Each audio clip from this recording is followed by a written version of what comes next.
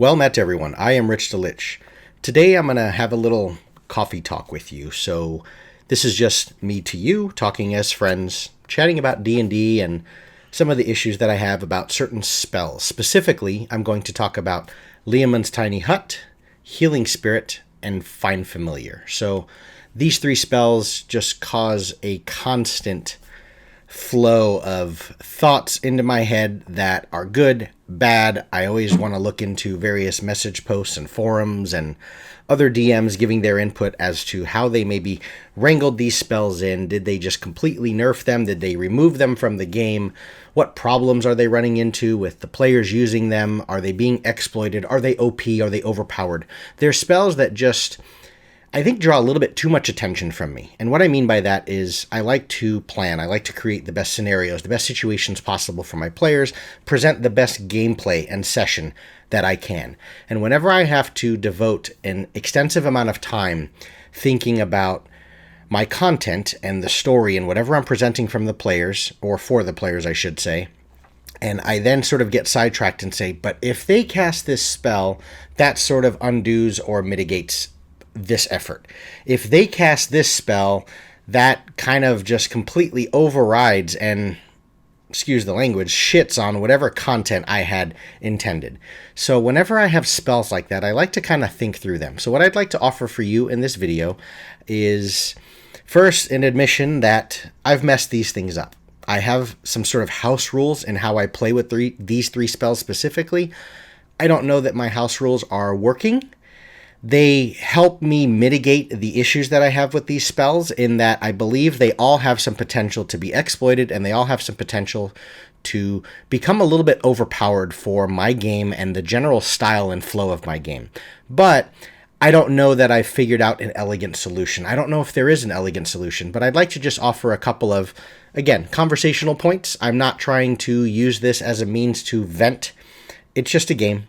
We're having fun. It's not a big deal overall. I'm not trying to fix something. I'm not trying to sway your opinion or my players' opinions or any other DMs and you have to do it this way. I'm just chatting. We're sitting down in a coffee shop, Starbucks, whatever, and you just say, hey, dude, so, man, I've been watching your videos. I think you're cool. I like your opinions, and I say the same to you and vice versa and blah, blah, blah, and we chat and shoot the shit, and you kind of just ask me a question of, is there anything about the game or any spells that you don't like that you just having a hard time figuring out? That's all this conversation is. It's just conversational. If you want to contribute and say some things in the comments, wonderful. If not, whatever. I'm just having some fun with this, right? So let's just talk about the first one, Lehmans Tiny Hut. I run 10 players, and specifically the spell says you can include yourself plus 9 others. So the hut, this forms this dome that spells can't get through and bad guys can't get into, so on and so forth. It creates a sort of safe space, a shelter for all 10 of my PCs. And the only issue I've had with this and the things that I kind of think through is sometimes I want them to always feel that sense of dread and that sense of doom when they try and long rest in a place that's outside of a city or a tavern. When it's a place that maybe they should expect, I don't know if I'm safe here. I don't know if I'm going to get this long rest here. And the initial thoughts of the Lehmans Tiny Hut and the way it's kind of intended is it helps you to create sort of a comfort zone. It creates something that the random encounter can't do anything about. And that can be frustrating initially for the DM. But as I'm thinking through it, I've read some things where, whether they're DMs or players, they've made some really good comments that I need to embrace as well. And it's something that I need to grow with. They've mentioned things where don't take the spell away from your players, don't nerf it, don't change it, don't make it higher level, don't make it more costly, so on and so forth. So the point of the hut is to allow safety and shelter and a good, reasonable place for the PCs to be able to get their long rest. But instead of attacking the Lehmans Tiny Hut itself, and I'm not talking to you this from this perspective as though I'm sitting on my pedestal and I figured it out. It's just sort of my way right here on video, starting to process this of a way that I might want to tackle this. And if you happen to be in a game where either as the DM or the player, this spell has become a point of contention, maybe some words here might help. Instead of attacking the hut itself and saying that, no, I've created a new spell or some new monster has a new trait or inherent ability that can bypass what the rules say of the spell and they can project their spell into your hut. Or instead of saying that everyone sees your hut no matter what, I know it's opaque and you change it to the same color of the environment. Or instead of saying that things that previously didn't have Dispel Magic now have Dispel Magic to therefore make the hut go away, so on and so forth. Instead of just completely trying to figure out how to dump on the spell, thereby making it useless, let's create some other situations that might spark some more creativity and necessity for creativity from your players. And I think maybe that's where I'm ultimately going with these 3 spells: Healing Spirit, Find Familiar, and Lehmans Tiny Hut. Instead of just attacking the spell in and of itself, I, as the DM, need to be more creative in ways of working around it that would therefore cause or facilitate my players to become more creative in turn. And then maybe that will bounce back to me, where I now have to be more creative to overcome that. And I think as we start to layer those things upon one another, we just create a more interesting creative session and gameplay, rather than just saying, I don't like the way this works, I don't want to come up with more creative solutions to it, let's remove it entirely. And that's something that I need to do for myself as well. So with Lehmans Tiny Hut, it is a dome, it is a hemisphere. I did read a little sage advice response by Jeremy Crawford where he says, it's a dome, there is no floor to it. So maybe creatively, start using some burrowed creatures. And just think about, I always refer to, from the burrow element, I think of Transformers, right? When the Scorpion was in the desert and it attacked the military detachment. So the PCs are in their safe space, and it was ritual casted and whatnot, and the wizard used it, his magical power to create this dome, and I'm badass, and we're protected, and we're safe. And then all of a sudden, something breaks through the crust within the dome. Another thing to look at is maybe just creatively, if they're trying to get a long rest, if I do something to mess with their long rest, independent of the hut, mission accomplished, right? Instead of just nerfing the hut so that I can interrupt their long rest, let the hut do whatever it does. But maybe there's just a raucous, is that the word? There's ruckus, there's chaos, there's an orc tribe having a rave, and it's nearby to the hut. And maybe the PCs might feel very safe and sheltered and secure inside the hut. But the presence of that never-ending sound and chanting, and there's giants just stomping through the forest, even if they never see the hut, even if they don't blatantly approach the hut and start banging on it, that noise might be enough that you can say and warrant you telling your players, you guys didn't get the benefits of a long rest last night. You got sleep, so it was broken. I'm not going to say you've got exhaustion and you don't need to roll constitution saves and things like this. You have the sleep, but there was just too much going on last night. And just you didn't get your long rest. Therefore, you don't get to replenish your spell slots. Mission accomplished, because you're not taking the hut away from the players. They might still believe, and I think that's the essence of all this, they might still believe that the hut was warranted and it was necessary, and it's something that I want to keep on my spell list and keep preparing, or obviously in the case of a ritual, I want to keep doing this, because who knows what could, that noise that we heard might have been even worse if the hut wasn't there and we were trying to just rest at a campfire. We might have been engaged by all of those things. So the hut still had its value, and it gave some worth and reason for the PCs to cast it. But mission was still accomplished in interrupting their long rest. So maybe work through things like that, whether it's the burrow thing or there's just enough going on outside that they can't long rest anyway. And this creates a sense of, hut or not, the PCs need to start searching for just purely safer environmental areas. They need to try and get to that nearby town. They need to push and force march to get there. That's the only way you're kind of illustrating to them that they're going to get a full long rest. So that's one way to look through that spell. Let's look at the next one, the Healing Spirit. Healing Spirit is very, very powerful. At like 3rd level, a druid can get this spell. It is a spell from Xanathar's Guide to Everything. Its strength is in out of combat healing. And here we are again into the sort of rest mechanics of the game, where out of combat, assuming they're in a relatively safe place, I don't want to wrangle through all the little nuances of, readied actions and who moves and conga line and let's move in a circle, so on and so forth. But as written, the Healing Spirit will basically give 10d6 heal to every person in your party, because they can figure out a system where I cast it, and then as soon as I cast it, ready your action, move through it. Next, you move through it, you move through it, and each turn for a total of 1 minute. So you've got 10 rounds of combat, or combat initiative timing, right? Where 6 seconds per action, they move through it. And they will get 10d6 healing. That is grossly overpowered healing. Enough so that it can kind of step on the toes of some dedicated clerics or healers. And I'm not saying, if as long as the party's being helped and healed, everyone should be okay with that. But it can sometimes step on the toes of that and make that player feel a little bit inferior of like, well, out of combat, what the hell's the point? We might as well just let the druid do it all. So it can be, I think, a little bit too overpowered. And this is a spell that has been talked about on message boards and forums. People have brought up some gripes and concerns with it. And Jeremy Crawford has given some sort of resolution ideas and whatnot to wrangle it in a little bit. And I think it has even been admitted by the designers that this might be a little bit too powerful working as it's written, right? So here's another situation. What are some things that you can use to mitigate this or the effect of it without just blatantly nerfing the healing spirit itself or taking that player agency away? Start looking at and focusing on other forms of damage. Whether maybe it's exhaustion, maybe it's ability drain, strength is diminished. Okay, maybe there's some sort of a lingering sickness that's causing similar to what exhaustion might do, but there's some sort of a poison or just some filth that's on the body that is causing disadvantage on concentration saves. You can make up things, right? But what you've done is healing spirit just blatantly, or on a blanket level, it just heals wounds. It heals damage. It heals hit points.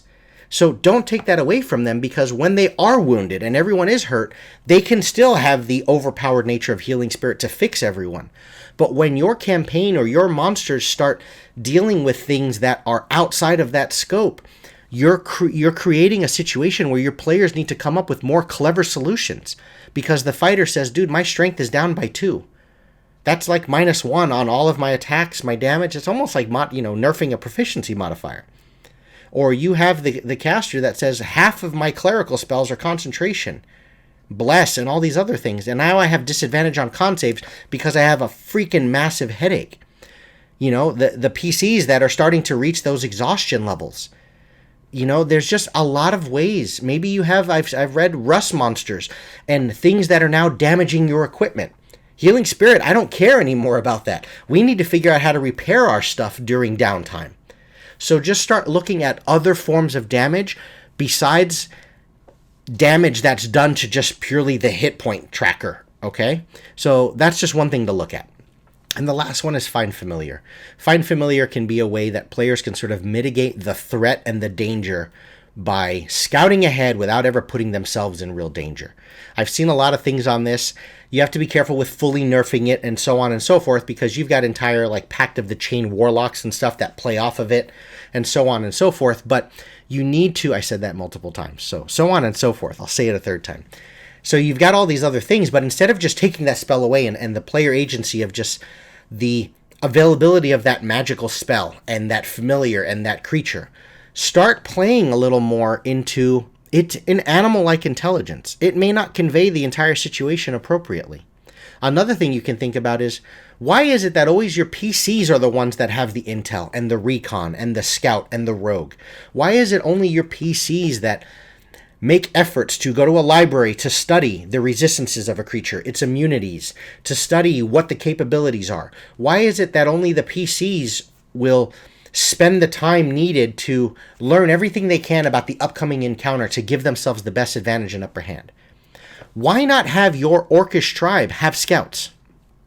Any chieftain that has enough of a group, a large enough group of orcs, is going to have different sort of skill sets within their orc clans. They're going to have the brutes. They're going to have the shaman that are responsible for healing and casting spells from behind. They're going to have the leaders and the generals that have some sort of commander abilities. They're also going to have the scouts that are responsible for patrolling way outside the orcish camps. Maybe those scouts learn enough and they bring back that information to the chieftain and the various shaman and say, finger wiggly, robes, magic. And they just kind of convey that, hey, they've got a caster among them. And now what happens is the chieftain says, prepare, set out scouts, bows, range, javelin. That's my orcish commanders, right? And they just have ready actions. So when all of a sudden they know in their area, there aren't just random squirrels walking about. There aren't random eagles flying in. Animals stay away from these camps because of the threat of orcish scouts, orcish spellcasters, so on and so forth. So all of a sudden, your PC sends that familiar in, and, you hear this, "Oi, what's that bird doing here? Hey, you want to see me shoot it?" Boom. You tell your PC, your familiar just died. Right? What happens when the animal comes back and conveys this information, but it's not able to see the traps? It's not able to see the secret door. If they're using it to sort of mitigate their own risk and threat level to themselves by always sending in a familiar to give them the lay of the land and all the info possible, where you're wanting that rogue or that careless PC to maybe step on the trap. Or, oh my god, I wish they would just approach the door and spring the trap so I can be the cool DM and spring all the monsters on them. And they're using the familiar in a clever way, but maybe you only give them some of the information. If they still need to discern whether there's a key secret door or there's a key book on the shelf that's integral to the flow and the story arc, don't give them that information. But you're also just not just blatantly nerfing the fine familiar, and you're not just taking that away from them. Also another thing you can think about is, maybe you just, create some situations in your world where there's various factions and groups that are sort of spell hunters. These are individuals that are just looking out for spellcasters, right? These are people that have, what are the feats? There's various feats that allow you to almost like make an attack of opportunity whenever someone's spell hunter or mage hunter, I think is what it's called. So yeah, I'm not saying that you need to have an entire system and world lore and detail of magic is bad, folks. It's considered witchcraft and everyone will burn you at the stake if they see you. No, it doesn't need to be like that. But have people in your world that are, cognizant of that. They're always looking out for spellcasters. There's just a small faction that's always hunting mages.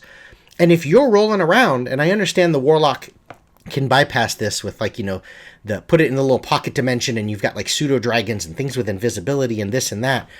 If you have just people walking around with animals on their shoulders, you immediately identify as a wizard.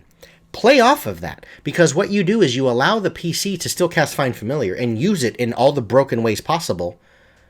But your response to that, instead of just taking the spell away or nerfing it or saying it costs this much, or when your familiar dies, you die like old school D&D, you lose constitution, whatever. Maybe you're just clever in saying, you remember those mage hunters? You notice that every time you have your familiar out, you seem to be drawing more attention. But what it does is it now causes your player to have to become more clever in the use of it. Maybe they do have to kind of pocket dimension it and hide it.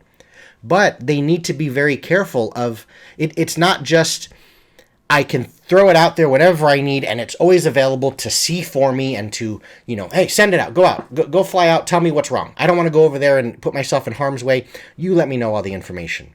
So as I said, kill it more often. Have other people looking out for it. Make it be something that stands out. It's not a normal thing. Figure out other clever ways of kind of overcoming a little bit of that. And that's, I think, the rambly point of this video, is just to come up with some ideas of, instead of changing everything and nerfing everything and taking things away, come up with things that aren't blatantly attacking the spell itself, but whatever your players are trying to cleverly overcome with that magic, find a way to present another obstacle that they now have to cleverly overcome. And keep going and bouncing off of each other in that way. And I think in the end, what you're going to do is, instead of just dumbing the game down and removing everything that bothers you and doing everything to bother the players, we just start stacking cool bits on top of each other, and we just keep trying to have this little back and forth of seeing who can outdo one another, but in a clever way. By allowing them to use more and have more and give them more, and then you present them more and present more encounters and present tougher monsters and greater challenges, and we keep stacking that, and I think you're just going to create some cooler gameplay instead of junk, right? So there it is. I've rambled enough. That's all I have for you folks. Thanks everyone for watching, and take care.